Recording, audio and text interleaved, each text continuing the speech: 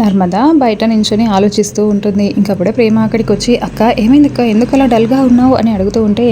ఏం లేదు ప్రేమ, నార్మల్గానే ఉన్నాను అని నర్మద చెప్తూ ఉంటే, లేదక్క ఏం జరిగింది, దేని గురించి ఆలోచిస్తున్నావు, ఎందుకు అంత సీరియస్గా ఆలోచిస్తున్నావు అని అడుగుతూ ఉంటే, ఇంకా అప్పుడే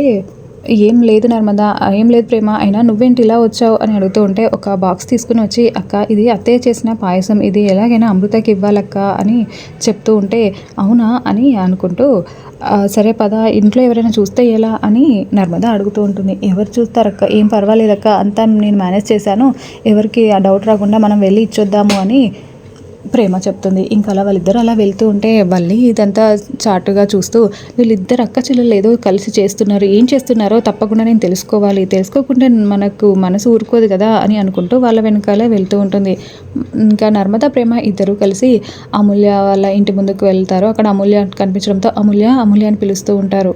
ఇంకా అలా పిలిచి, అమూల్య ఇదిగో పాయసం తీసుకో, మీ అమ్మ చేసిన పాయసం అని చెప్తూ ఇస్తుంటే, అవునా ఎందుకు వదిన, పాయసం ఎందుకు చేశారు అని అమూల్య అడుగుతూ ఉంటే, ఈరోజు ప్రేమ పుట్టినరోజు, అందుకే అత్తయ్య పాయసం చేశారు, నీకు అత్తయ్య పాయసం అంటే చాలా ఇష్టం కదా, తీసుకో అని ఇస్తూ ఉంటే, ఇంకా అమూల్య చాలా హ్యాపీగా అవునా వదిన, హ్యాపీ బర్త్డే అని చెప్పి తీసుకొని తింటూ ఉంటుంది. ఇంకా ఆ తర్వాత ప్రేమ నర్మదాతో, అక్క ఈరోజు